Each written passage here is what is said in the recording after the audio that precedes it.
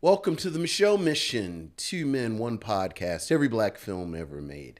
My name is Vincent Williams, and I'm joined as always by my partner. Hey, what's up? Holla at your boy. This is Len, a.k.a. The Back Triple. And in these waning days of August, and dare I say summer, That's true. perhaps we are returning to Mother May I. Perhaps.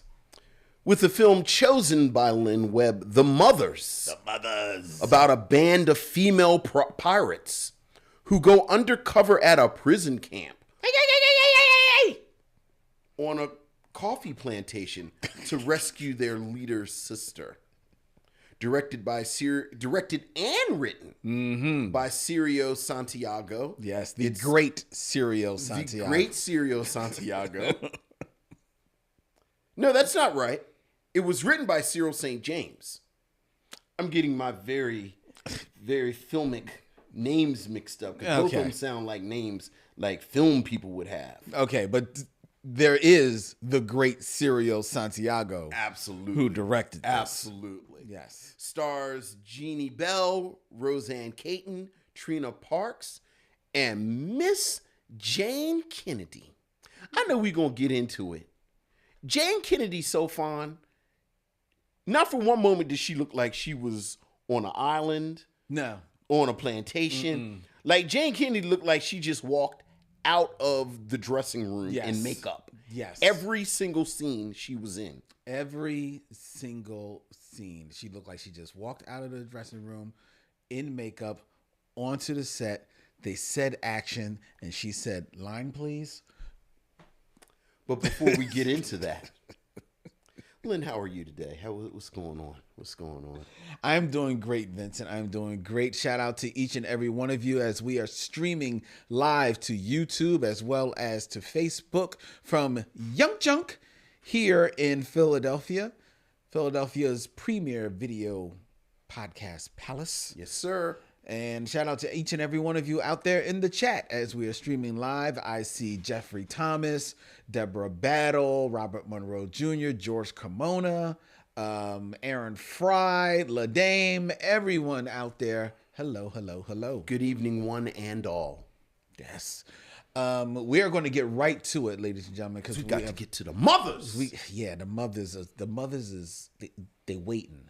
So we're going to get right to it. We're not going to waste any time. All right. And we're going to kick off the show with notes from all of you. That means we've got missives from the missionaries. All right. What's going on, Lynn? We have emails, Vincent. Ooh, missives from the missionaries. Ooh. Ooh. Ooh. Missives from the missionaries.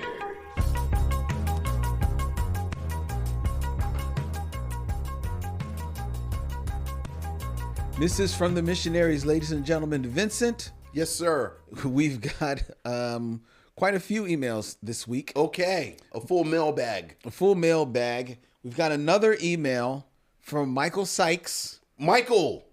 Watching the show and reviewing it in real time. In real time. He's watching and reviewing the show while we're reviewing something else in real time, and then he's sending us a letter. So maybe he's watching us read his letter and reviewing the show where we're about to review. This is some old Black Mirror stuff. It is. It's layers to this thing.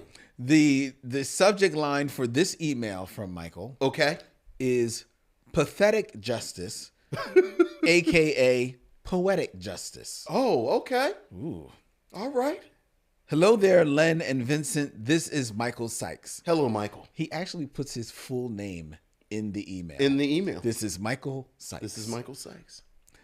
I heard the podcast episode where you all talked about the 1993 film Pathetic Justice, aka Poetic Justice, starring Janet Jackson and Tupac Shakur, directed by John Singleton. Mm-hmm. This movie was bland like the original flavor of Kix cereal. Janet Jackson is not putting anything into the film. It was like Singleton told her act ghetto. Her chemistry with Tupac fell flat. Mm-hmm. I believe Mr. Singleton was still riding high off of his success of his directorial debut, Boys in the Hood. Mm-hmm.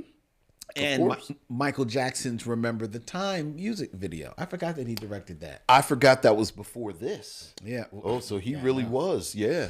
The studio was pressuring him to do another movie, and he didn't know where to go, which clearly showed.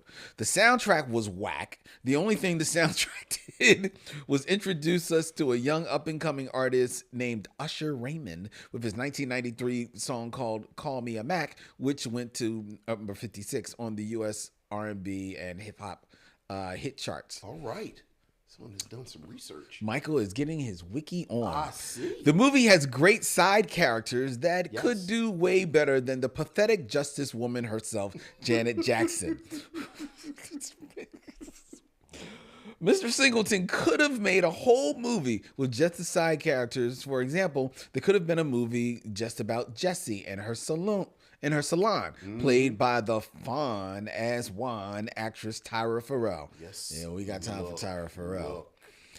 Look. With the rest of the side characters such as Mickey Howard, Regina King, Roger Gouverneur Smith, Yes, sir. and even Keith Washington. Keith Washington did a better job than Janet Jackson. Yeah. When Roger Gouverneur Smith and Keith Washington were being confrontational, I felt that. And I wanted more because it was believable. I wanted to stay in that salon. The movie could have just taken place for 2 hours in Jesse's salon. Well, very true. Very true. Yeah, absolutely. This movie does nothing for me. Singleton put no effort and soul into this movie as he did in Boys in the Hood, Hustle and Flow, The Four Brothers, and it shows. Pac did a great job, though. P.S. Can Mr. Williams Okay. do the 6 degrees of Derville Martin to Charlie Wilson from the Gap Band?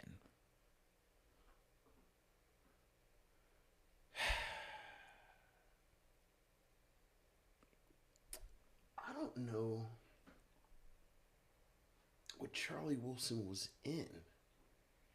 It's so funny because I just saw the OJs in the Fighting Temptations. And I put a pin in that. This is going to be hard. Yeah, I don't know what Charlie Wilson Who knows? was in. Does Charlie Wilson even remember he was in this movie? Did he say what Charlie Wilson was in? No, he gives the answer. Okay. Because this, trust me, this can only be the answer. Like, Okay. there's no other path. Right.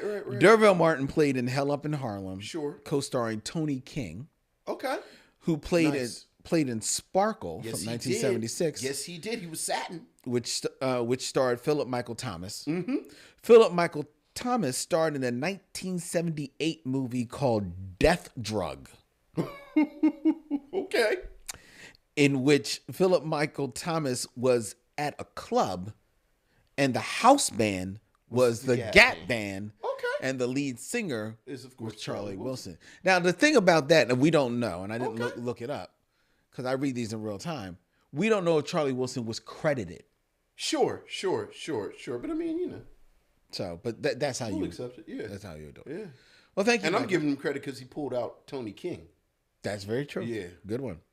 Very good one. So thank you, Michael. There's a documentary about Tony King. There because he converted to, I believe, Islam and changed his name. What did he change it? You know? I actually I don't remember his name, but the documentary is about his journey, and I really like that guy. Okay. Yeah. We got another email, Vincent. This is from Ellis Heron. Hey, what's up, Ellis? I haven't heard from him Yeah. for a minute. Hey, fellas, thank you for your review on Willie Dynamite. Yes. From last week. Yes. It lived up to everything I was hoping for. Even the top 5 didn't disappoint. Oh, that's nice. Thank you. I knew the pimp council scene was going to be a topic of discussion. Oh, my goodness. And I agree that it now pales in comparison to Black Dynamite's scene. It does. The funny thing is, I saw Black Dynamite before Willie Dynamite, so it was cool seeing the original blueprint. I'll admit that I was a little disappointed in Willie Dynamite when I first saw it.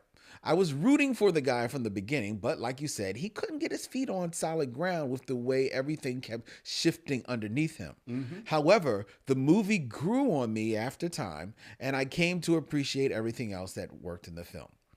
I know there's been comparisons between this and the Mac. Mm-hmm. They both had similar endings, but which one was the better pimp movie overall? And speaking of endings, the internet seems to think the freeze frame at the end of Willie Dynamite is him on his way to Sesame Street. Oh, that's funny. No, he doesn't. It's not not long after this. He's playing with kids. Yeah, Like, it is kind of funny that he's playing with kids in the street. that's right. Yeah. P.S. Is it just me, or did that other detective in Willie Dynamite look like a discount version of Ernest Borgnine?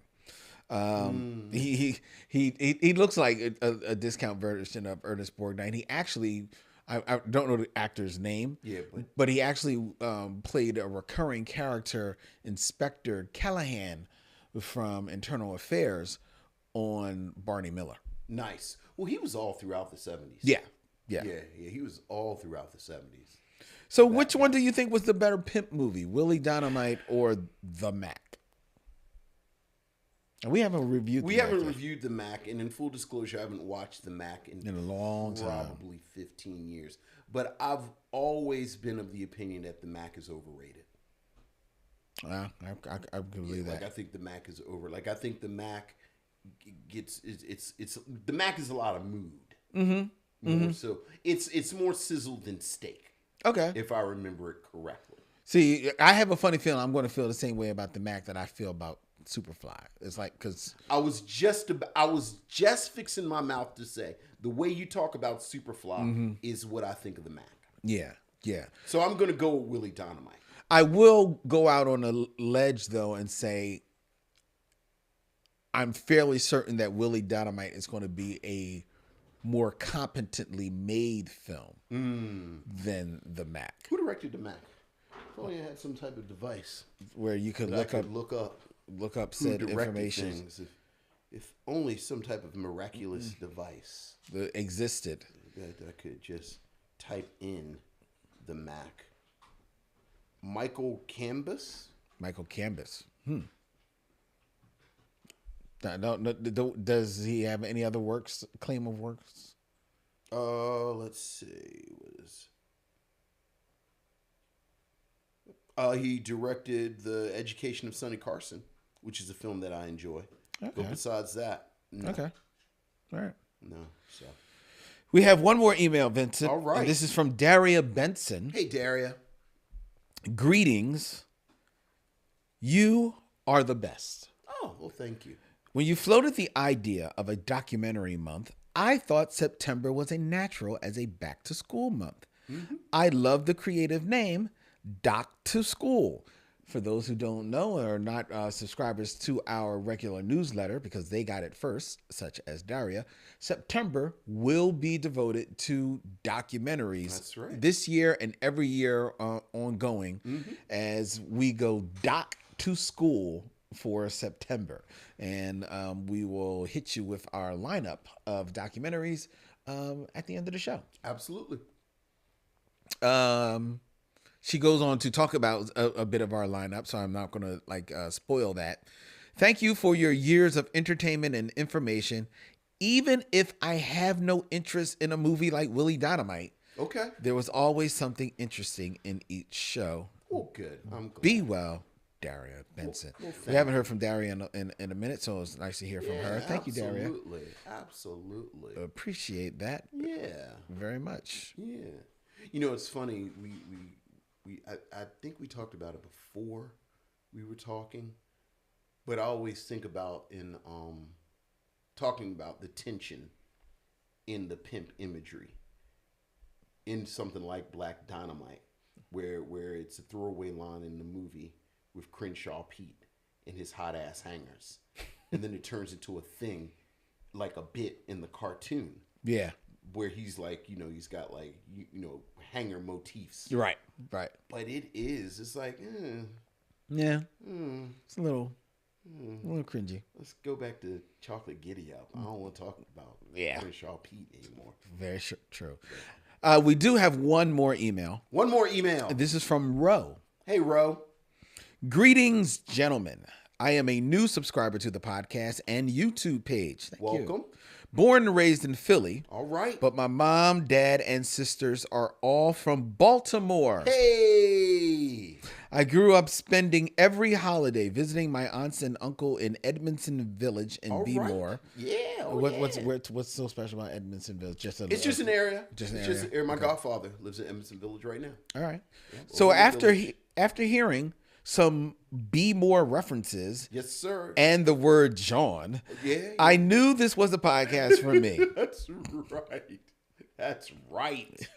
One topic I find very interesting is this a black movie topic? Yes. Recently, I was watching The Blues Brothers for the millionth time. Yeah. But for the first time wondering, is this a black movie? I'm watching James Brown, Cab Calloway, Aretha Franklin, Shaka Khan, Ray Charles, and John Lee Hooker with a soundtrack featuring Sam and Dave and Fats Domino. So I ask, is The Blues Brother a black movie? Your fan, Ro Love. Thank you, Ro. Well, that is something that has come up a lot. Ro, Yeah, it has. About the blues. I mean, even if you approach it from the unkind perspective that it's cultural appropriation movie, like the whole Blues Brothers bit. Yeah. But it has definitely come up, and I don't know if I have an answer. I don't know if you do. I don't know, because there's a part of me that Because it could not exist without blackness. it can't exist without blackness. Yeah. But and as much as the movie is about ostensibly black music, it is also about the appropriation of black music. Right. You know, there's a part of me that think that maybe it is a black film. I think I land on that, especially considering that we have on this podcast, we've reviewed films like Soul Man, or Black Like Me, or whatever the name of that movie was. Yeah. So that kind of like explore that space a little bit, and I think that this is one that I think you could make that argument. Well, that, and just to add to that, I know we have discussed films that have this place in the culture for good or ill, that I think it's important to have black voices discuss them. Okay. Like, frankly, I think we're overdue to talk about Gone with the Wind. Oh, really? Which is very much a white film. Yes. But it did so much to further that sort of mythology of the lost cause. When we talk about images of blackness in film, in my mind, that falls right under another film that we're overdue to discuss, which is the original Birth of a Nation, where these are films that aren't necessarily black films. And in the case of Birth of a Nation, there actually aren't any black people in it. Yeah. But so much of it is about race, informed by race, Yes. influenced race, Yeah. that I feel like our voices should be in the course of criticism about it. Because I don't think there are enough, certainly black people have talked about them, but I don't think there have been enough black people talking about it. I could ride with you on both films, but I think, like, Birth of a Nation, I think you're right. It's not a black film, but it is a black film. Right.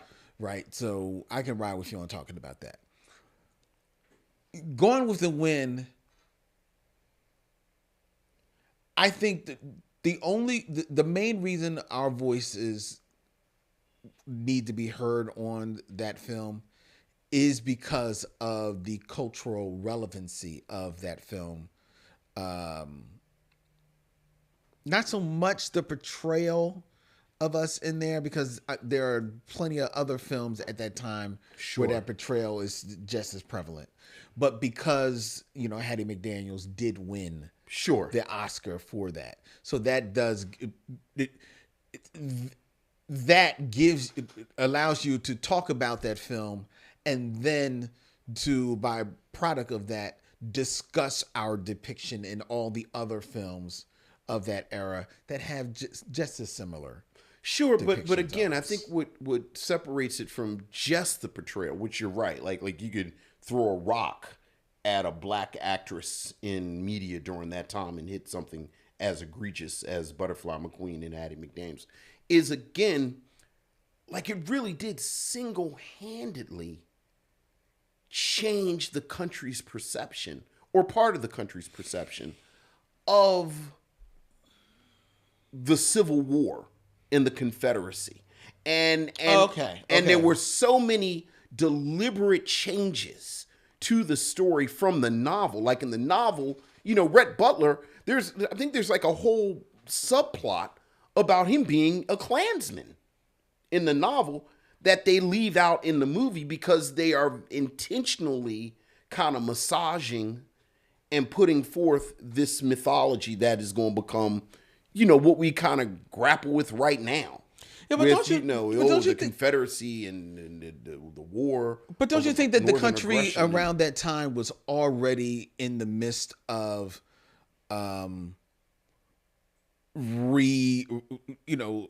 reclaiming their own hypocrisy as far as the Civil War? Because at that point, the Union Jack, the Confederate flag, is still being heralded. Well, big time. Actually, no, because remember, a lot of those flags don't come about until the 50s.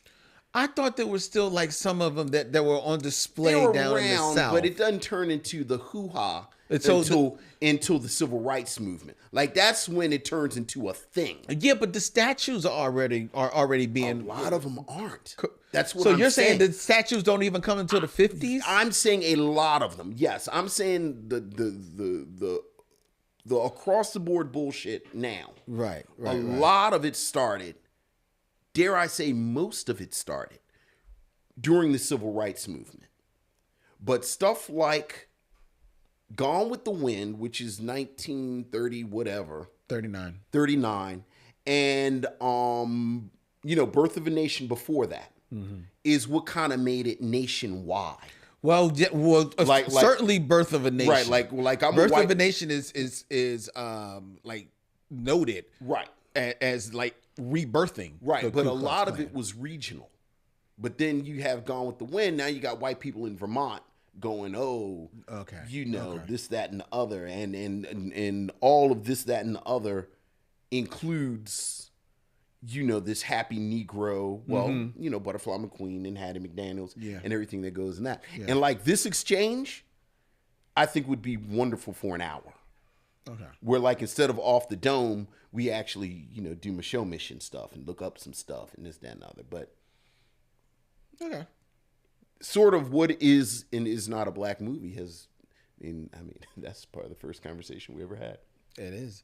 And I think that's the conversation, now 300 plus episodes in, worth revisiting. Yeah. Yeah. All right. Well, thank you, Ro. Is that still Ro? That was Ro. Thank you, Ro. Appreciate you. Yeah.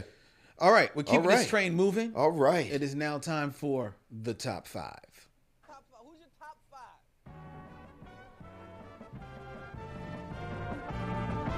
My top 5 is. My top 5 is. My top 5 is. My top 5 is. My top 5 is. Top 5, ladies and gentlemen, where I have a list and I give it to Vincent and he gives me his commentary on it. And Vincent. Yes, sir. Oh, I've got a list for you. All right. I have got a list for you, my friend. All right.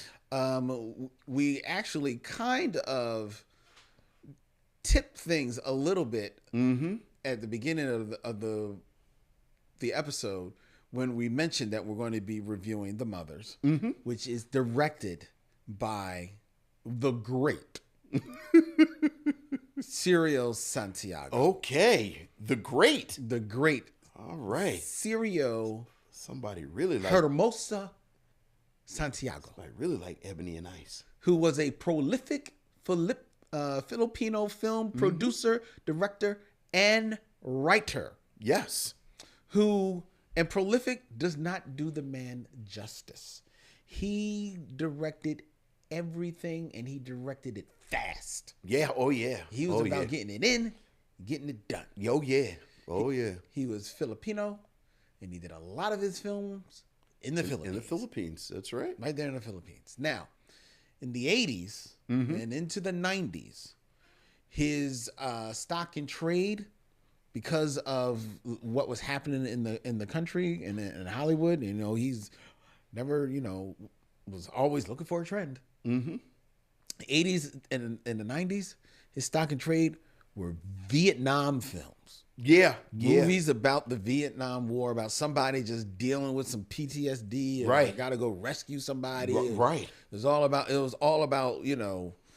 big hardcore Vietnam movies, man. That's what the man did. Okay. And at that time in the 80s and in the 80s and 90s, movies like One Man Army and A-Son. Beyond the Call of Duty, Raiders of the Sun. This man, and he also did Eye of the Eagle 2, Inside the Enemy. Like, the man was just, he went hardcore. Were these direct-to-video films or? Most of them were direct to video. Sure. Direct to video. But, Like- in some places, I'm sure they've played in some movie houses. These feel like Cinemax films at 3 a.m. Right. I came in. But that was in the 80s and 90s. Sure. But in the 70s, Yes, ladies and sir. gentlemen. Oh, in the 70s. Yes, sir. The great Cirio Santiago, his stock in trade was the ladies. Hey. And not just any ladies. No.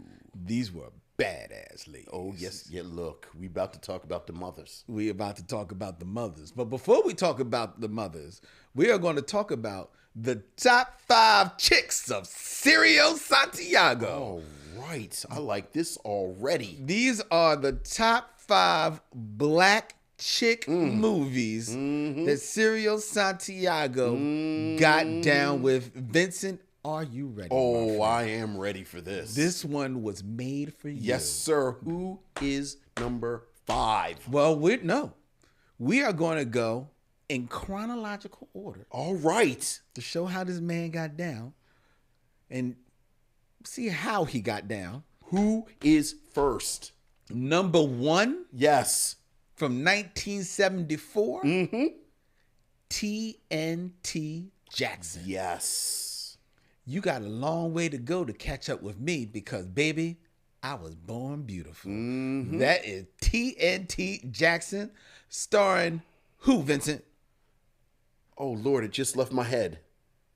Jeannie Bell. That's right. She is relentless. That's right. Hilariously That is Jeannie hostile as the titular character, tangling with an evil gang, looking for revenge, and busting out the 5-finger death punch. Bell. Man, I love Jeannie Bell so much. I love Jeannie Bell so much. Jeannie Bell, who is the star Yes, she of is. The Mothers. Yes, she but is. This is the movie in 1974 that put this former Playboy playmate And by former, on the map. give her props. I believe Jeannie Bell was the first black playmate.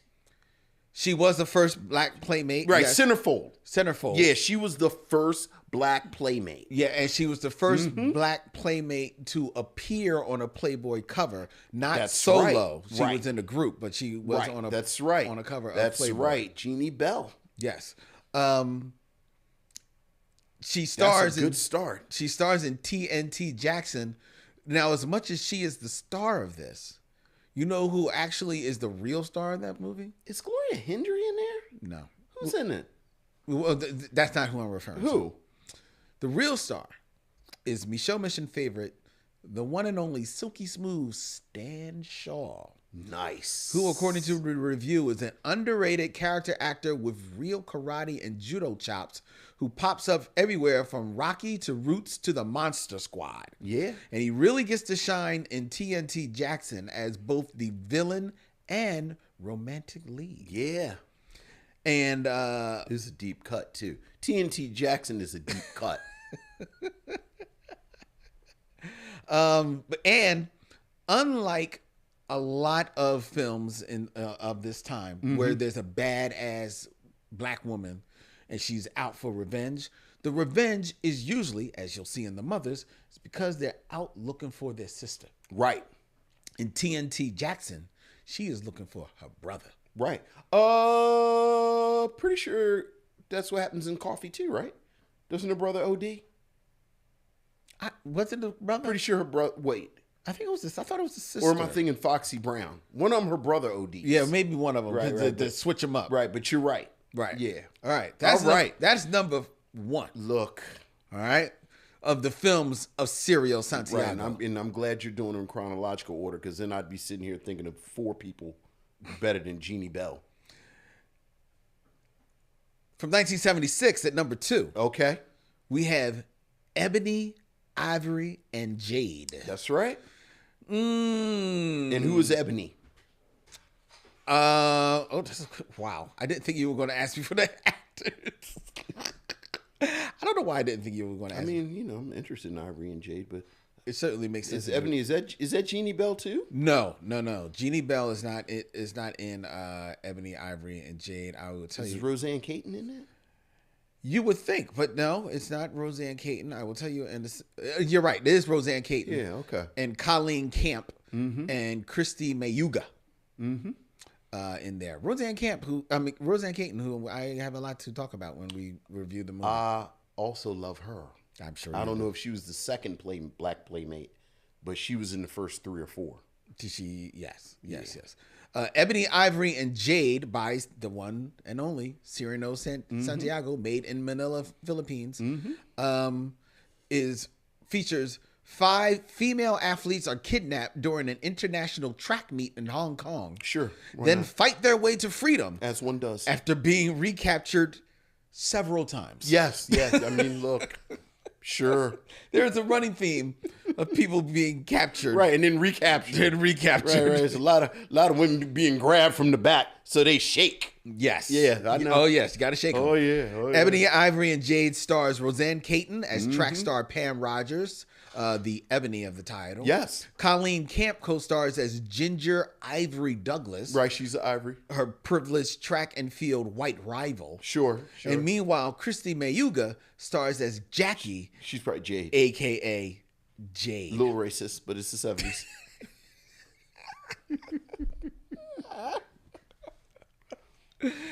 Oh, Peter man. Alford and Sammy Davis Jr. is sitting somewhere making salt and pepper, shaking their heads. Yes. Shaking their heads. Yes. So that's Ebony, Ivory, and Jade, brought to you by Serial Santiago. Yeah, that's another deep cut. That's very a deep cut. That was in 1976. Okay. We now move to 1978. And with 1978, with our man Serial Santiago, the wheels start to come off the tracks a little bit. Watch out now. Because in 1978, we have vampire hookers. I'm not familiar with vampire hookers. A sinister vampire sends out a horde of undead beauties. As one does.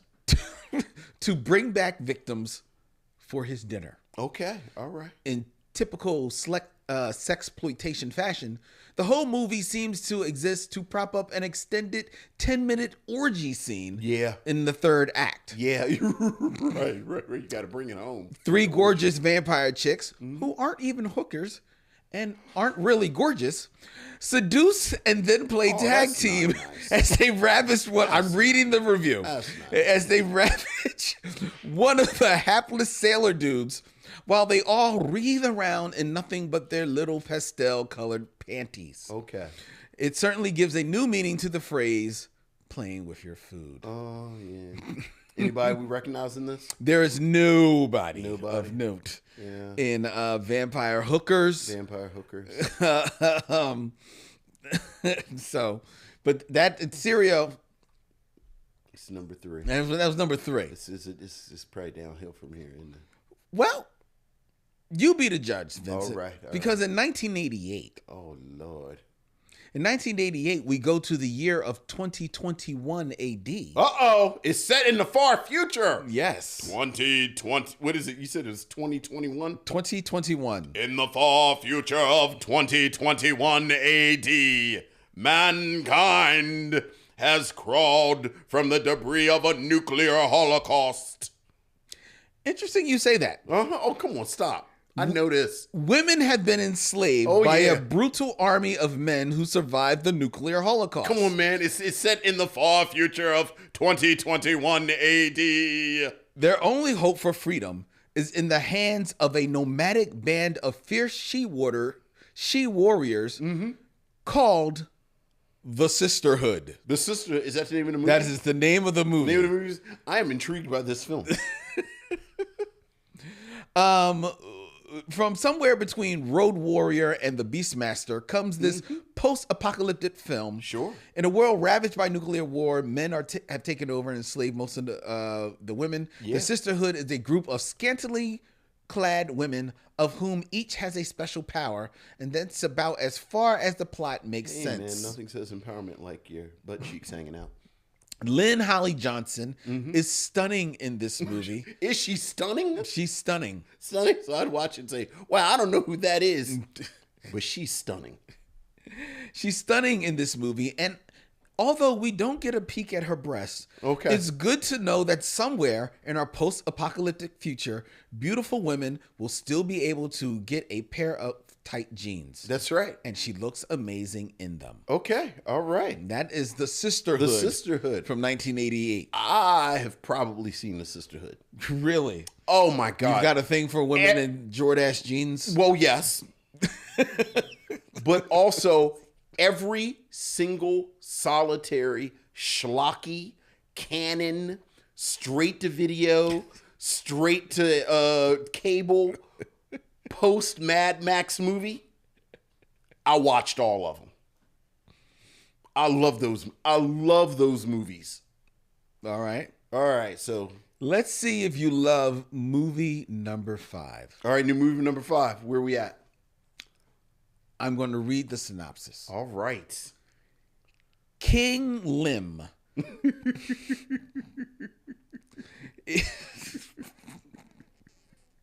is the oppressive ruler of a country on the verge of revolution. Okay. The CIA arranges a fake assassination to get him safely out of the country, but his daughter is captured in the ensuing melee and sent to The Rock, an island penitentiary known for its harshness. Agent Amanda commits a local crime in order to infiltrate the prison and rescue Princess Marga. Within, she predictably encounters official corruption, shifting allegiances, and a sleazy warden that make her task more challenging. The title implies a double meaning. Even at a very brisk 72 minutes, this is a total slog. I mean, a total slog. And yet, it may be right up your alley, Vince. What is the name of this film? Because in 1994, Yeah. Serial Hermosa Santiago gave the world Caged Heat 2, Caged Heat 2. Stripped of Freedom. Yeah, I'm almost positive I saw this. I'm almost positive because Caged Heat was 15 years before this. speaking of Playmates, wasn't one of the Playmates in Caged Heat? I believe so. What was the famous Playmate that they were trying to make an actress at that? What was her name? Well, Cage Heat stars Juanita Brown, No, that's not her. Erica Gavin, Yeah, I'm not thinking about and her. Barbara Steele. What am I thinking about?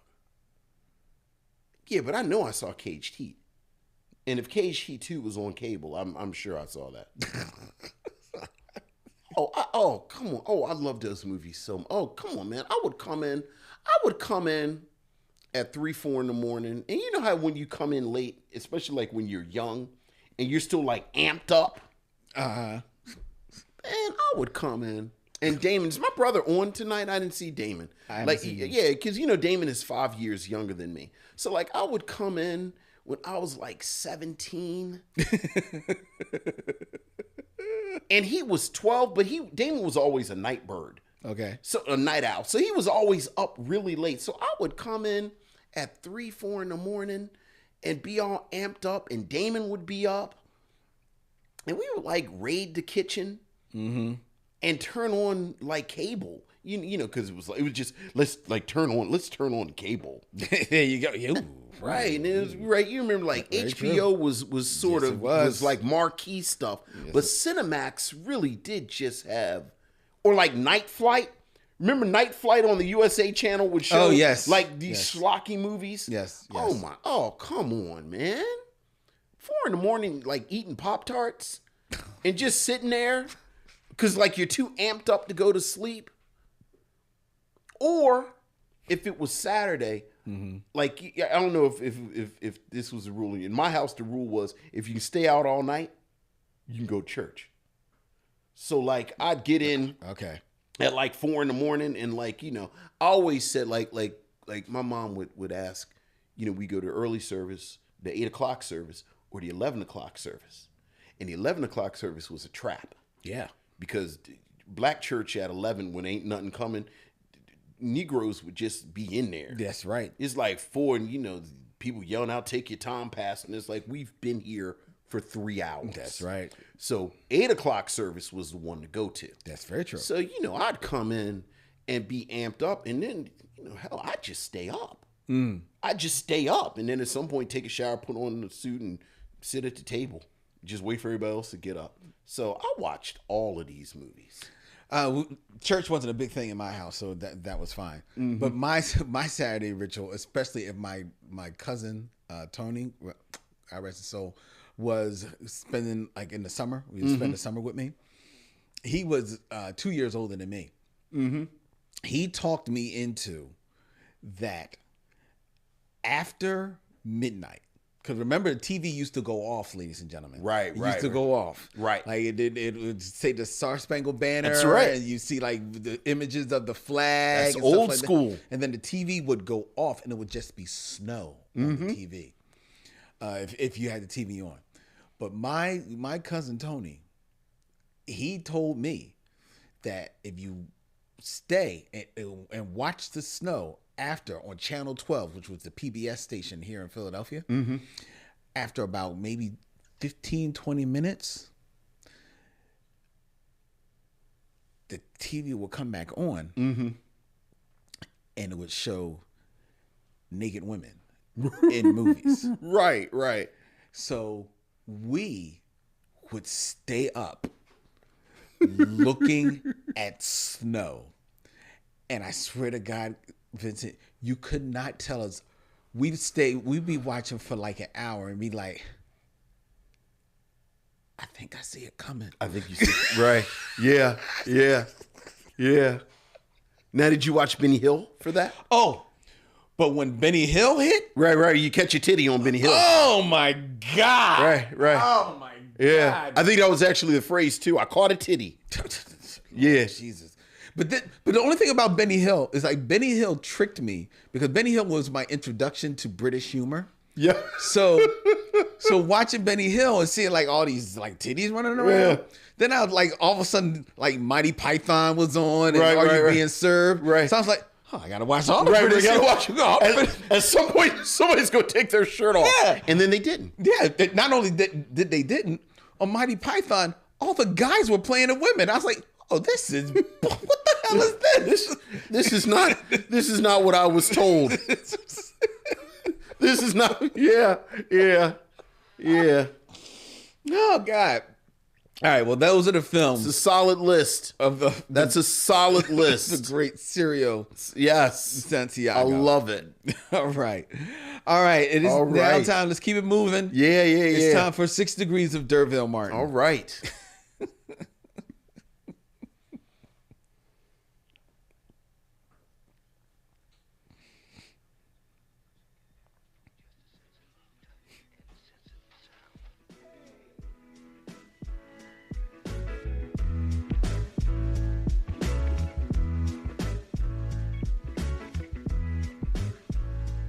6 Degrees of D'Urville Martin, ladies and gentlemen, where I give Vincent 2 actors and he has 6 movies or less to connect them to the great D'Urville Martin. Yes, sir.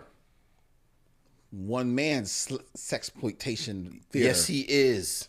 Sexy man. Vincent, are you ready? I am ready. You are? Is it thematic? Is it is connected thematic. to the mothers? Oh, in a way. In a yes. way? The Mothers stars Jayne Kennedy. Yes. Okay. So in 6 films or less, connect D'Urville Martin to Okay. Jane Fonda. Oh, Jane Fonda. Okay. All right. How do I want to get to Jane Fonda?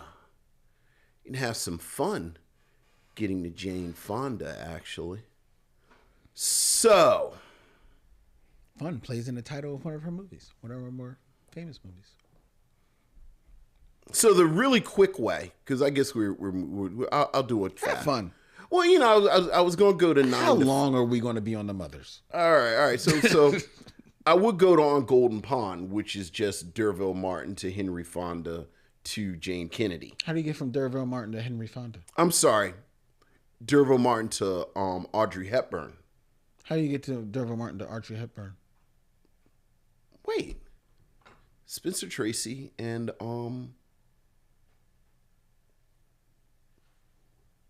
what's Audrey Hepburn in Guess Who's Coming to Dinner, isn't it? No, it's not. Katharine Hepburn. Thank you. Sorry. Yeah, Katharine Hepburn. But instead I will say that D'Urville Martin is in we just saw him too. Okay, because we just saw him in this. So D'Urville Martin is in Hell Up in Harlem with Fred Williamson. I thought you were going to say Tony King. Who's in 3 the Hard Way with Jim Brown, who's in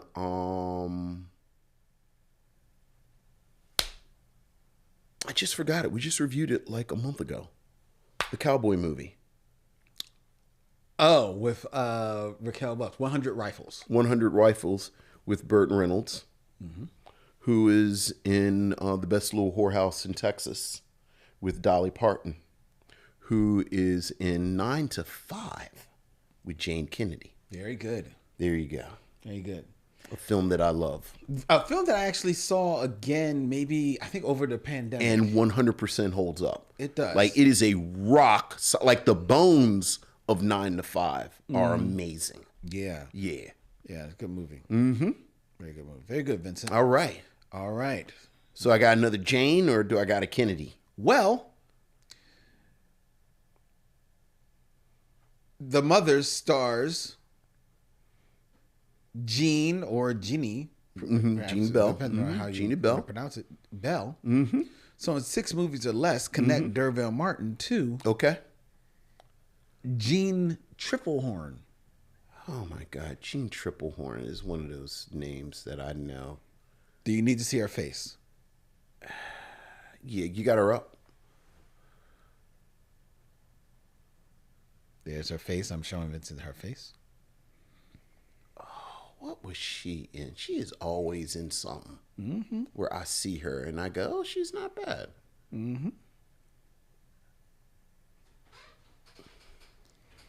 Wow, the movie that I most think about from her, I did not realize was her first film. And what is that?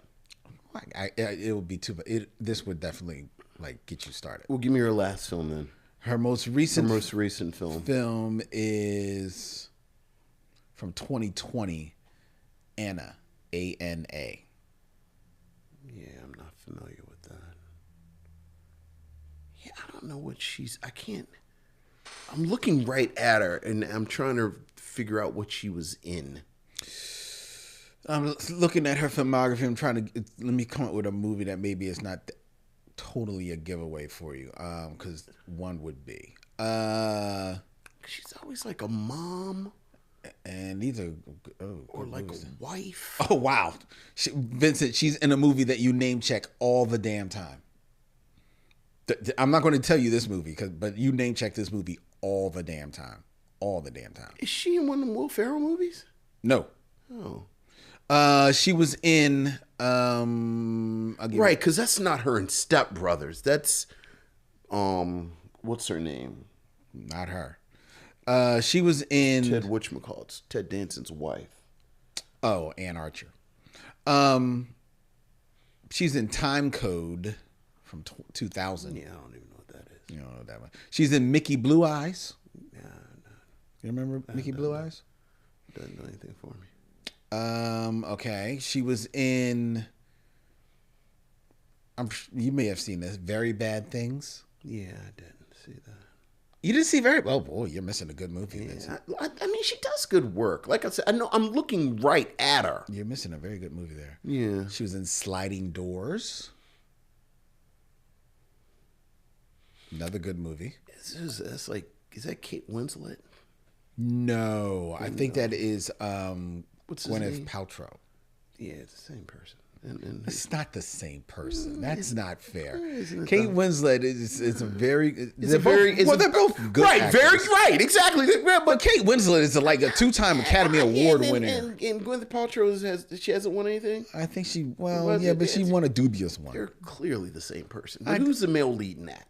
In Sliding Doors. Yeah, it's because it's like one of them prestige white guys. John Lynch. Oh, that was someone prestige.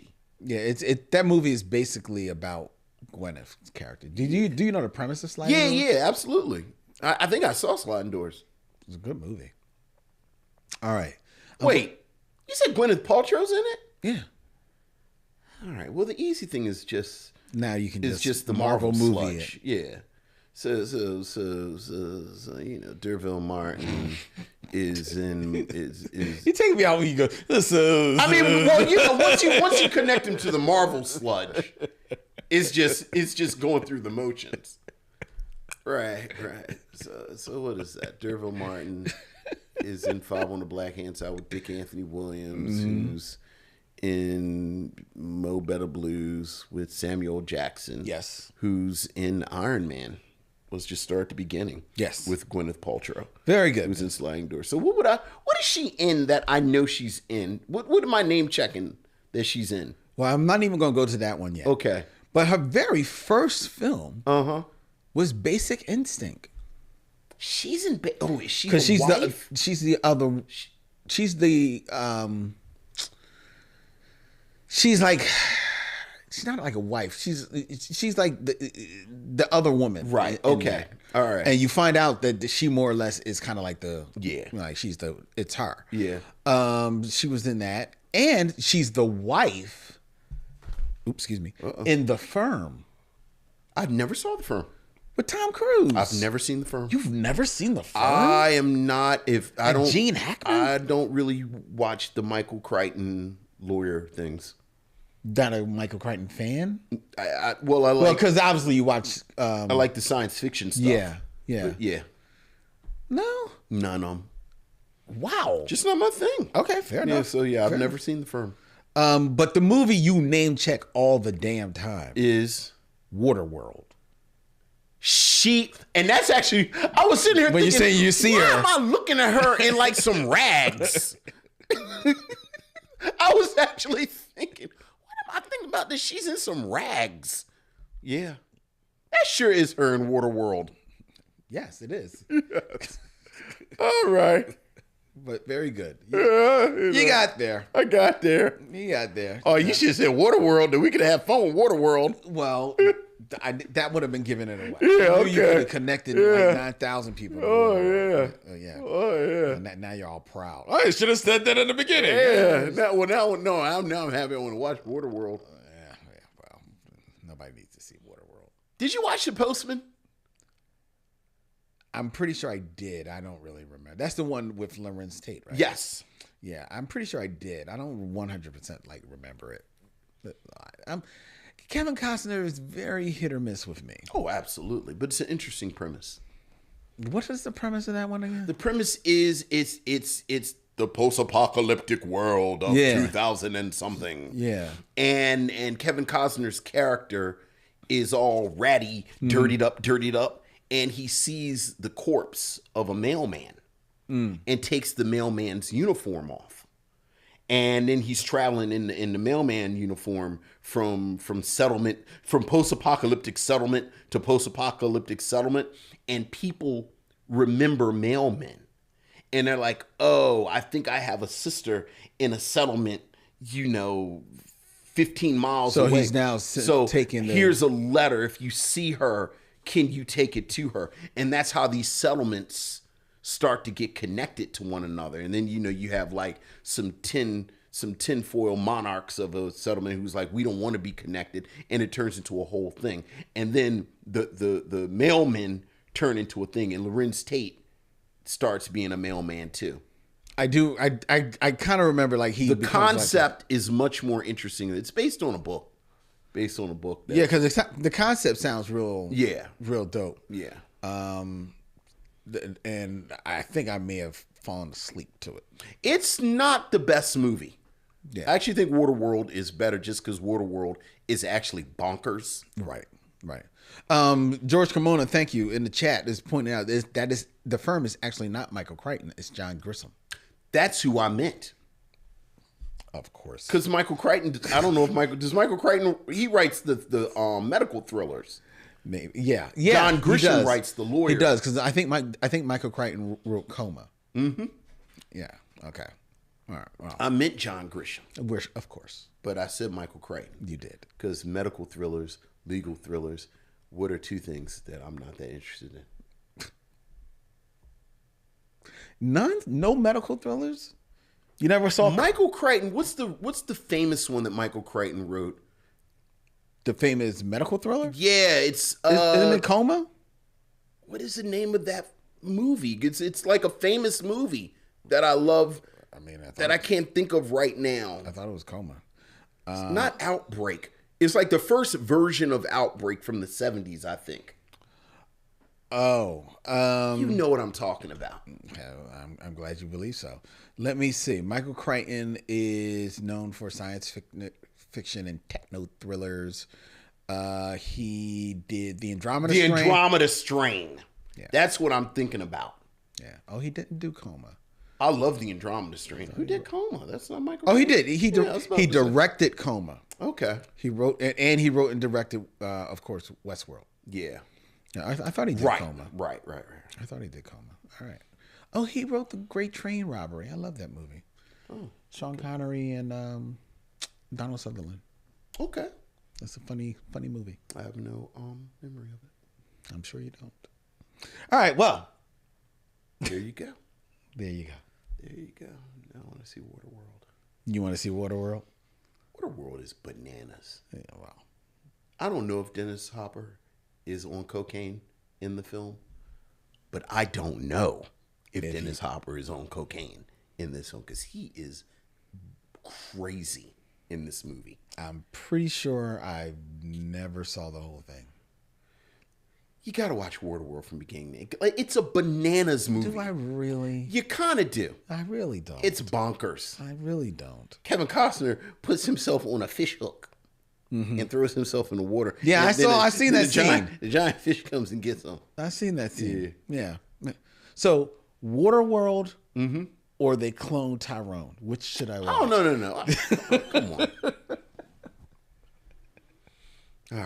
All right. Let's get to the mothers. Let's get to our review of The Mothers.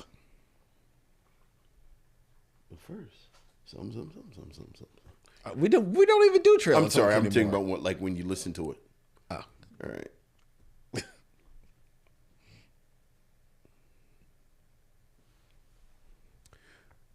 The Mothers, a 1976 women in prison film.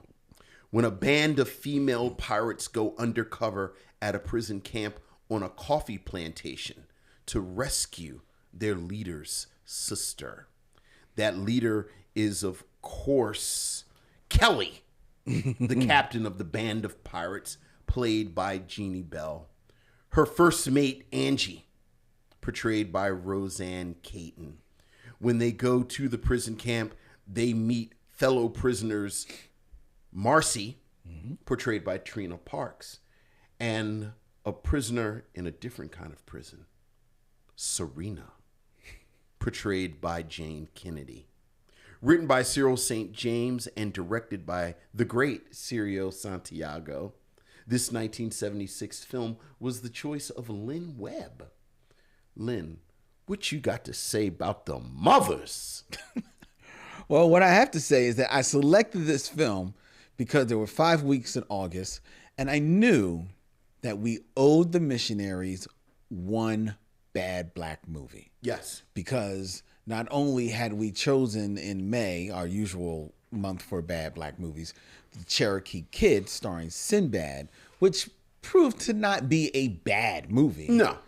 Solid movie. It also was not a feature film. It was a cable movie. So I owed y'all a bad black movie. Vince would have never paid up. But I knew that we owed you a bad black movie. So I chose The Mothers because this just sounded on its surface as this had to be a bad black movie. It stars, with all due respect, Jeannie Bell and Roseanne Caton. Roseanne Caton, who has proven herself to be more than a capable actress. We going to talk about Roseanne Caton. My introduction to Roseanne Caton was she had a recurring role in the, I believe in either the first two, but certainly the first season of Saint Elsewhere. Okay. Opposite one Denzel Washington. Oh, that's interesting. And I fell in love with her from there. And then, of course, she shows up in the 80s and on some sitcoms and stuff like that. But I always knew her as an actress. Okay. I had no idea that she had a life before as a Playboy playmate. So when I see a movie starring not one, but two Playboy playmates. Yes. And they're both black. I'm Yes. like, oh, this has to be a bad black movie. Absolutely. So I'm giving you what you need. Got to get the people. Give the people what they want. Yes. And in fairness, this movie is just bad enough to qualify as a bad black movie. Sure. So we don't owe you any more. Right. You have been debt paid. I think we are on the same page right now. Go ahead. That being said, The Mothers is motherfucking ridiculous. In a good way. In a good way. Yes. Because thank goodness. Because I could not believe that I was sitting there. Enjoy might be too strong a word. But I was entertained. But I was entertained by the Mothers. I mean, first of all, the whole idea that these are basically pirates. Not basically. They are pirates. They are pirates. They are pirates on a schooner that is called the Mothers. Yes.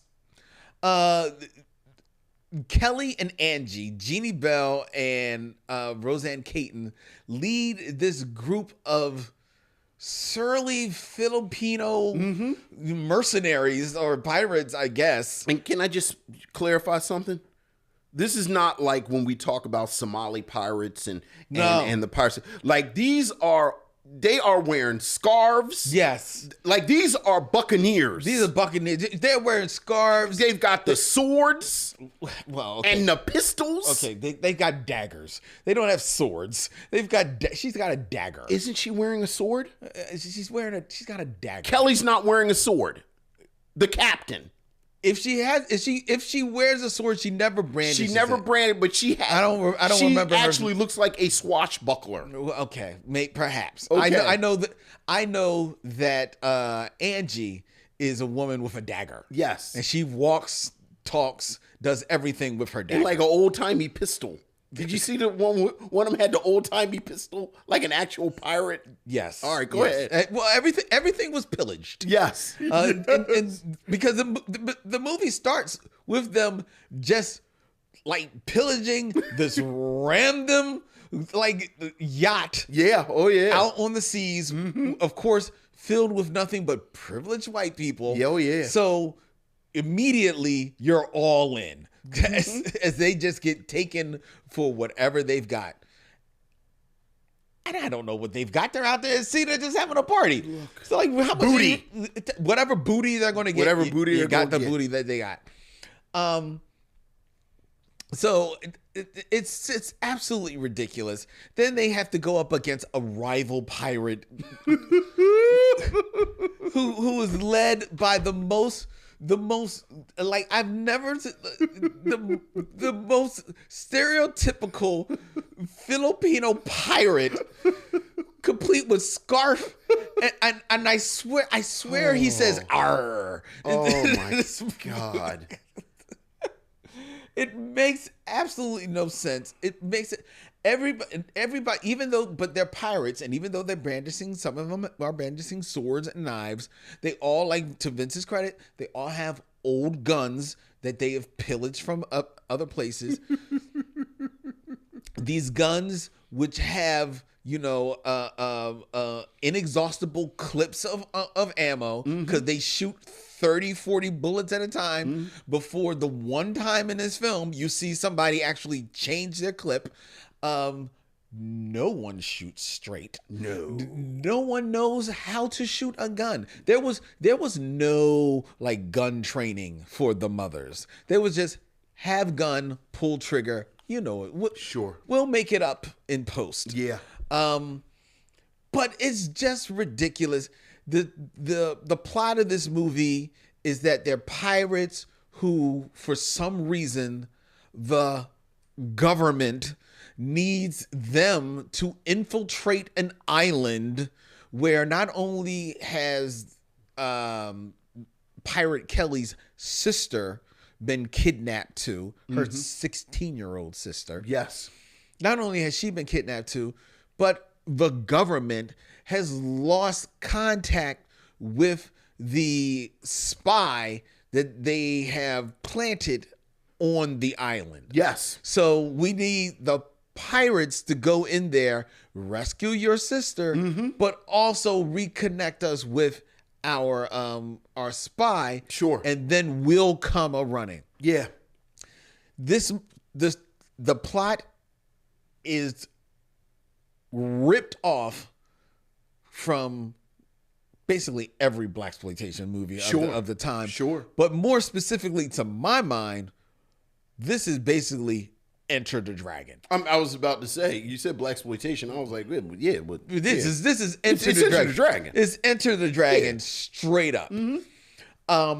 So now they have to go on this island, infiltrate this woman's prison, which hides itself in the guise of a coffee plantation. Right, because they make the women prisoners harvest The coffee beans.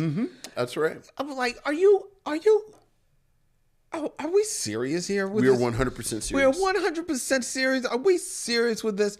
And then, not once, not twice, but not 3, 4 times, they try to get away. They keep getting caught, and each time they get caught, somebody else dies. They try and get away. The person they're trying to contact, the spy, she dies. They try to get away again. The sister, who we've never met in the movie until we see her hanging up dead, she dies. Then they try and get away again. Their government liaison, he's got caught. He's dead. Yeah. Everyone dies. Yeah. In this freaking movie. But the funniest part, every time they get away, Roseanne Caton, we've already said, not a bad actress. Solid actress. But you know what? Roseanne Caton, I got much props for her. Because Roseanne Caton does her own stunts. Yes, she does. She does karate chops. Yes, she does backflips. Yes. She does bending. She does a kick around a post. She was a very limber young lady. She's quite she quite was. athletic. Yes, she was. She has a dancer's body. Oh my God. And I love Easy. dancers. Let's stay on task. But it was a lot of movement. There was a lot of movement with Roseanne Caton. Yes, she can private dance for me anytime. I got mad props for her. Jeannie Bell, on the other hand, our lead, the captain. The captain. So by definition, she the toughest one. She's supposed to be the toughest one, the leader of the pack. But she ain't got no time for no stunts. She ain't got no time for no stunts. And the great Serial Santiago, writer, producer, and director of this film, he ain't got no time to find no women stunt artists either. No. So send in somebody who must be Jim Kelly's brother, dressed up in a curly afro wig. Because he like 6'3". Jeannie Bell is 5'2". But when she goes into action, all of a sudden, this 6'3" NBA player steps out on the scene, always with his back to the camera, doing backflips, and always back kicks, and throwing people over their shoulders. If you're gonna get a stunt man, damn it, let him do some stunts. And does his best Tarzan imitation, swinging from tree to tree. I'm just waiting for him to just yell. Do the Tarzan yell in this movie. It was the most shameless stunt double I think I've ever seen in my entire life. It's not the most shameless I've ever seen, but what was more shameless than this? Or egregious?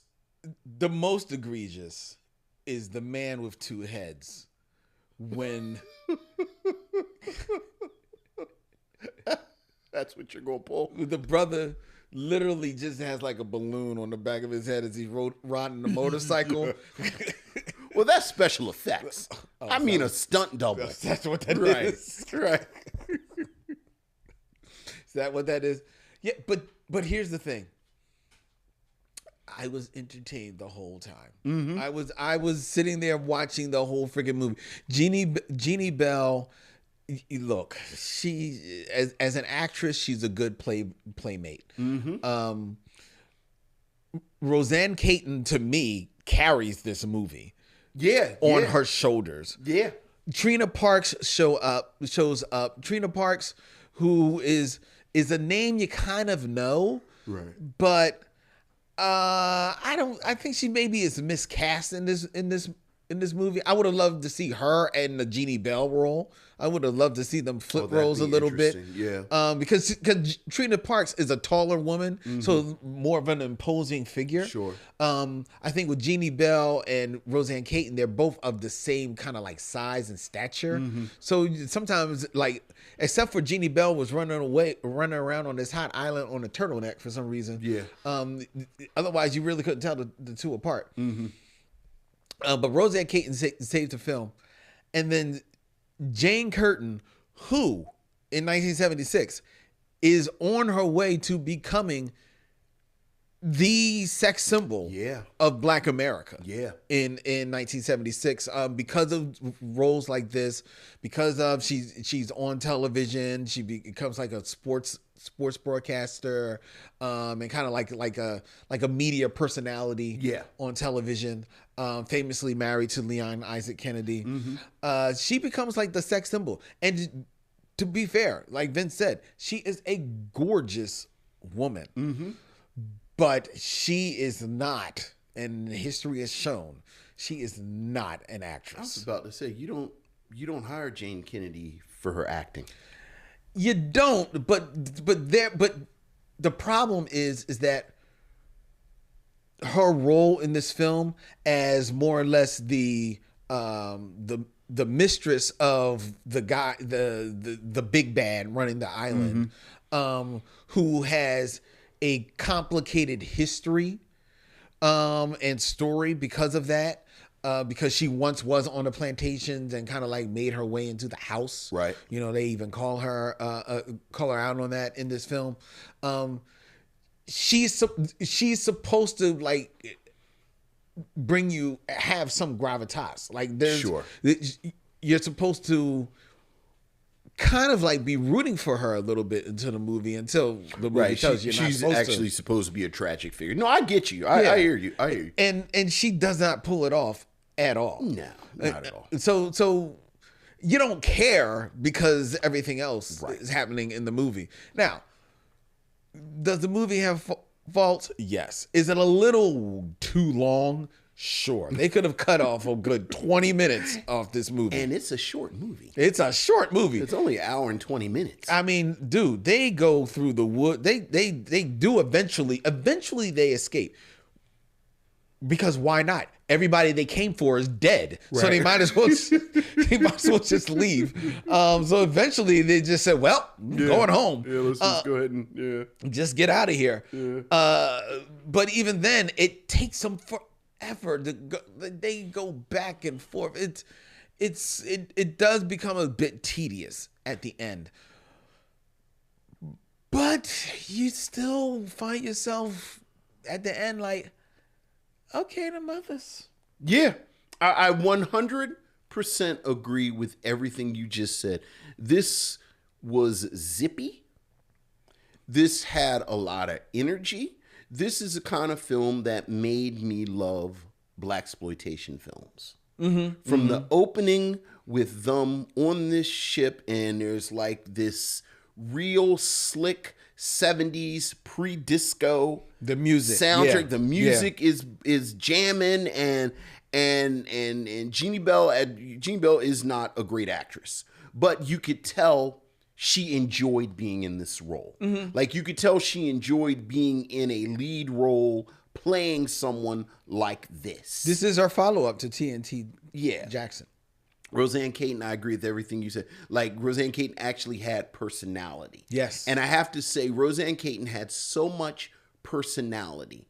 And I thought a bit of chemistry with Jeanne Bell. Like, I bought them as kind of friends. Well, that's because she's a good actress. Right. You know, kind of captain and first mate. That we're talking about it being too long at an hour and 20 minutes, which I also agree with you. Like, once they escape, it is sort of a drudge. I could have spent, no exaggeration, a half hour before they got on the island. Oh, just yeah. exploring their relationship. This world of this racially mixed, black female-led crew of pirates. Yeah, yeah. Sailing the seas in the 70s. Yeah. Yeah, you know, robbing from the rich, right? More or less. You know, raiding these luxury ships. They have a rival pirate crew, that they're kind of dealing with. With 4 lines, they could have done something akin to what they did with the Black Manta character in DC Comics and in the film Aquaman, where they could have said part of the reason that we're doing this is because of racism and sexism on land. Yeah. But we can be equal on the sea. It's zippy. Those lines don't exist. They don't exist in this film at all. It was just me thinking, wow, it would have been neat if they had done that. Once you get to the island, I have to say, as someone, joking, referring to us joking before we started the review, as someone who has watched a lot of exploitation films, including the women's prison exploitation, which is a subgenre in and of itself. This, Jeanne Bell is topless twice. It's not titillating. No. It's not that exploitive. Not really, because both of them are like showers. Right, like you want to call, women's prison, and you think, but it really is fairly benign from so even that, which I think keeps people from these movies. isn't really there. Yeah. Jayne Kennedy, look, I agree someone could have done better in this role than Jayne Kennedy, just because almost anyone would have done better in the role. But goddamn, Jayne Kennedy in 1976 is actually a vision. And Jayne Kennedy on that horse, just riding back and forth. Yeah. I said, okay, you have proved why you're in the film. The interesting thing, to your point about Jayne Kennedy being this emerging cultural figure, is that in between when the film was made and when it was released on VHS and in subsequent years, she became this star. So like if you look at posters and like the cover art for this film, it's like you think is all Jayne Kennedy all the time because she's the big one. But yeah, I'm like you. I really enjoyed the spirit of it, I think. Yeah. Like I really enjoyed the spirit of it, so much so that the many issues as a film, I just didn't mind it, because you know, if you get bored, it's like by the time you get bored, Trina Parks is going to get bitten in the breast by a snake, or, you know, or they're going to be shooting people with cannons, actual cannons. You know, the bad guy at the end gets cut down with a Gatling gun. Yes. And Roseanne Caton throws a knife in his back. Because she gonna get it. Because she gonna get him one way or the other. So yeah, I really, really enjoyed this.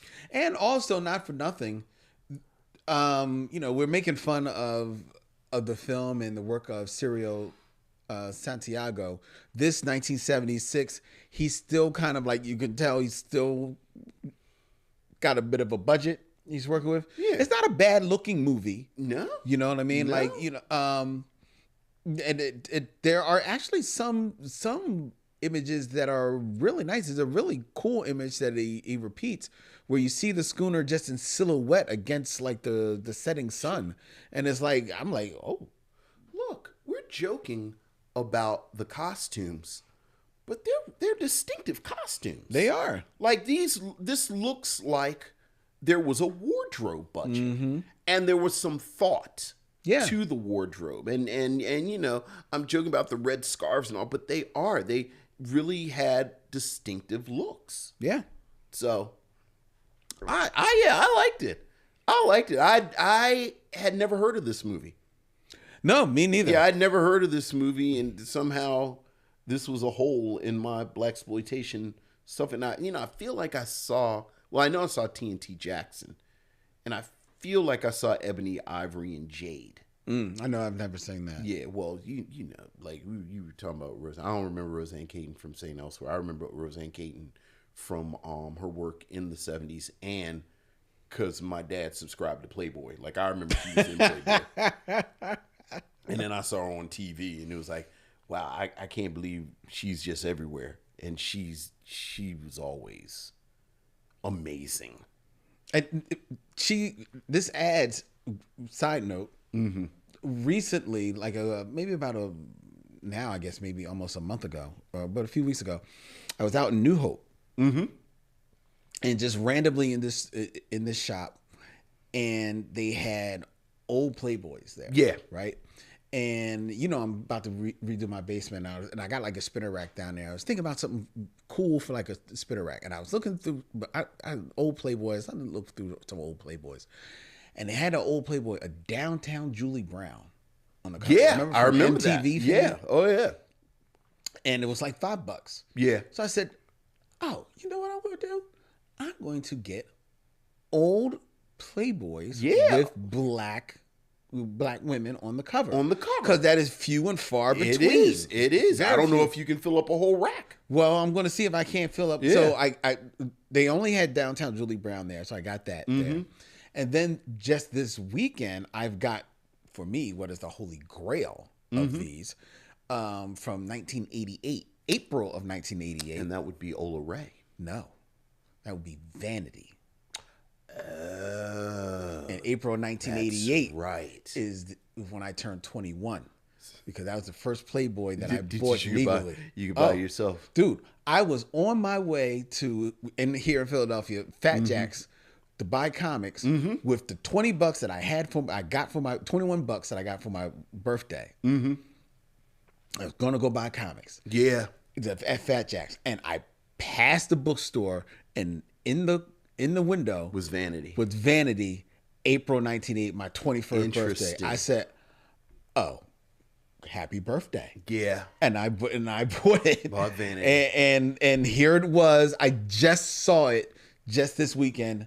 Gripped it up. There you go. And now I didn't even know about Roseanne Caton. So the hunt continues. The hunt continues. Yeah. I was thinking I was just going to have to go straight to, I don't know, probably like Ola Ray. But But okay. So yeah, those are Jeannie Bell, Ola Ray, Roseanne Caton. I just remember those three. And then, I'm sure someone after Ola Ray. Well, the one I remember, and I can't, I'm sitting here trying to remember her name. The woman who was the woman from Shalimar and then had a successful single career. Oh, that's Jodie Watley. Jodie Watley. I remember Jodie Watley. Who looks like downtown Julie Brown. Yes. Or downtown Julie Brown, I think, emulated Jodie Watley's look. Yeah, I'll probably say that. But Jodie Watley, I remember, shows up in Playboy, I think in the 90s or something like that. Anyway. Yeah. That aside, done. That George Kimono wants to know, Vanessa Williams don't get any love. No, she doesn't, because... Damn. No, but here's the reason. Okay. Because I believe, first of all, I'm not sure whether or not Vanessa Williams shows up in Playboy. She was in Penthouse. It was Penthouse. And those weren't, she didn't want those pictures to be She released. didn't want those pictures. And since we're here, the fascinating thing about her appearance in Penthouse, you can't get those anymore. Yeah, because I think they've been scrubbed out of circulation, But right? the reason isn't Vanessa Williams. Oh, why? That was the issue that Tracy Lords was in. Oh, And yeah. for those of you that don't know, Tracy Lords infamously lied about her age. And Tracy Lords was a famous porn Star of the 80s. and B-movie actress. But that's the issue with Tracy Lords, where I believe she's only 16. Yo. So that actually falls under child pornography. Interesting. So you're not allowed to sell or buy that issue of of Penthouse. Interesting. Because of Tracy Lords. Wow. So in a lot of ways, that's Vanessa Williams obviously wanted them out of circulate. Of course. And, it's like the best thing that could happen. Yeah. And just so people know, because it is kind of old. Oh, yeah. Vanessa Williams did a photo shoot where she was nude in it. Yeah. But it was a photo shoot for a photographer. But it was for a before photographer. She was, before she was Vanessa Williams, before she won the Miss America. Miss America, and it was never meant for publication. Right. But once she won Miss America, all of a sudden it became a thing, and the dude sold the photos to the Penthouse, and she had to relinquish her crown. Right. Famously. Yeah. But not our hearts, because our heart. No, I got love for. Well, I think the Miss America pageant apologized eventually last year. It's only been in the past couple of years. Yeah, for something that happened almost over 30 years ago. I mean, it's the best thing that happened to her career. That whole hoo-ha was you mean the as best far as thing that could have happened. Her career. Right. It's not the best thing that happened in her career. Well, I mean, it's the best thing that could have happened. To launch at her. that time. Because, gun to the head of anyone on earth, name one other Miss America. Yeah, how about that? Yeah. Including a sister. I remember Suzette Charles, because she's a sister who became Miss America after Vanessa Williams had stepped down. Right. Yeah, I remember Suzette Charles. But now I'm done. And I can't believe I pulled Suzette Charles just now. Yeah. There's another one. I can't think of her. But anyway. Yeah. All right, Lee. Well, the question, we're not done. I was going to say, the question, though. Yes. As we're talking about black playmates and we got distracted. Late 80s, early 90s pornography.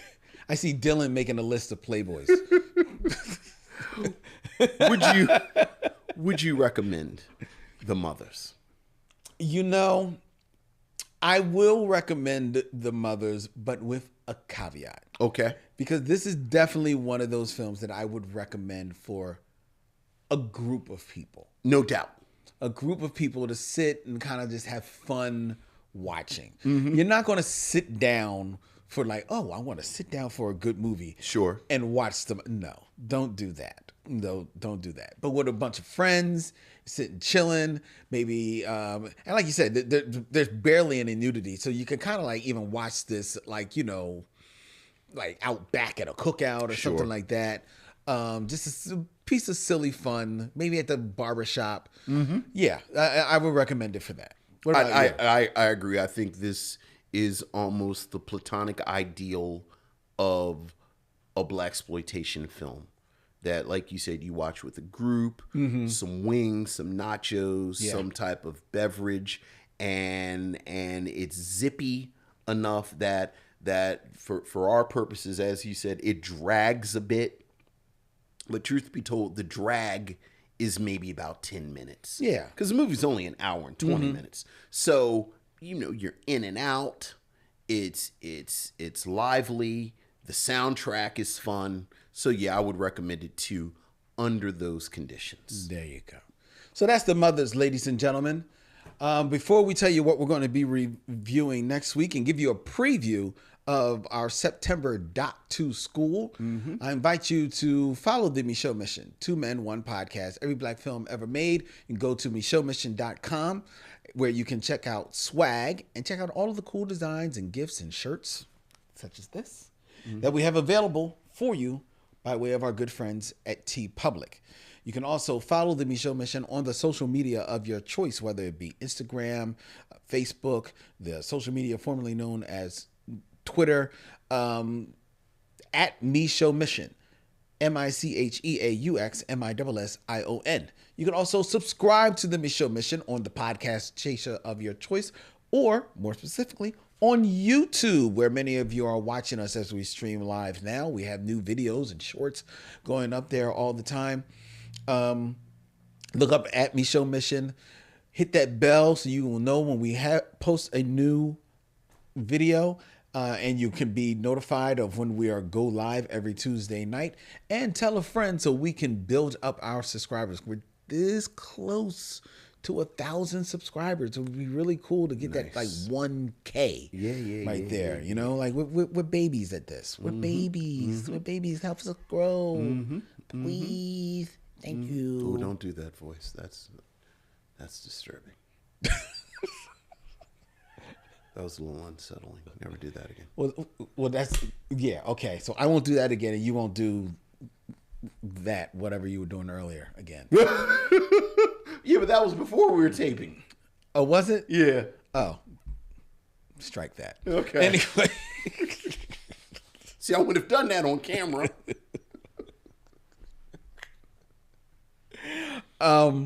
Where was I? Oh, the Micheaux Mission streams live right here from Young Junk, Philadelphia's premier video podcast palace. Go to videocontentfactory.com and secure your time now in one of the beautiful studios that they have here, and get a hold of Terry or any one of the great producers here at Young Junk so they can produce your podcast. We'll even let, Dylan, show them what to do. Dylan is our producer, okay? We just let you know that. I think he may have a twin brother named Dylan here, so he might help you when you're here. Anyway, the Micheaux Mission, you can also email us your thoughts and opinions at micheauxmission@gmail.com, or you can leave us a voicemail. 215-867-9666. That's 215-867-9666. Your voicemail or your email will be heard here on the show. All right. Okay. Oh, and thank you, Deborah Battle and George Kimono, because the other Miss USA that I was trying to think of from the 90s was Kenya Moore. Okay. Right. She was Miss USA. She wasn't Miss America. Yeah. Well, she was Miss USA. I remember her. Okay. And then, she had a decent run as an actress. Sure. Okay. All right. I like Kenya Moore. Hey, man. She was pretty. I ain't mad at Kenya Moore. All right. Next week, ladies and gentlemen, we kick off our new annual feature, Doc to School, where we will be reviewing documentaries all during the month of September. And we have 4 great ones for you this year to kick things off. And I'm going to go in reverse order. So we will be reviewing A Band Called Death. Yeah. From 2012. Yeah. It's all about a punk rock band from the 70s. First punk rock bands. Yeah. So that promises to be really, really cool. We're going to be reviewing a documentary called I Called Him Morgan. Yeah. Which is about the great jazz trumpeter. Is it Philadelphia's own? Philadelphia own Lee Morgan, right? Yeah, and his his life. Let's put it that way. Yeah. And it's a documentary that I don't know if a lot of people know about, but it's really, really tight. So we're going to be doing that. We got a very special debuting on Labor Day here worldwide on CNN is a great documentary, Little Richard, I Am Everything. Yeah. Really looking forward to that. Yes, that is directed by new friend of the show, Lisa Cortez. Yes. And Lisa Cortez will be joining us. She will. To review Little Richard, I Am Everything. This month. In September. That promises to be a really, really fun show. Absolutely. We had a great time when she came here to Philadelphia for the Black Star Film Festival. And we sat with her reviewing her other documentary on Black Astronauts, The Space Race. Yeah. And we hit it off great with her. Yeah. It's a great documentary, too. What, The Space Race? Yeah. Oh, The Space Race is... I've been talking about it. It's amazing. Nonstop since we saw it. It's amazing. And Lisa is... She's so down to earth, so real. You are going to love her. And absolutely. Can't wait for her to join us here on the Micheaux Mission. And next week, ladies and gentlemen, we kick things off with a documentary that has been threatened to make itself known here on the mission since the mission began. Yeah. And more than a few of you have come to us when you start talking about documentaries, even when you just start talking about films that we should review. This is a film that has been on more than a few of the missionaries' lips and in their emails, and we are finally doing it. Vincent selected it to kick off things next week from 1990. Yeah. Paris is Burning. Paris is Burning. A look at the ball culture in New York City that is a certified classic documentary. Yeah, absolutely. And a proper way to kick off Doc to School here on the Micheaux Mission. Absolutely. It's going to be great. Yeah, looking forward to that. That's next week here on the Micheaux Mission. Until then, he's Vincent, I'm Len. And in parting, we say, we'll see you when it's time to meet again.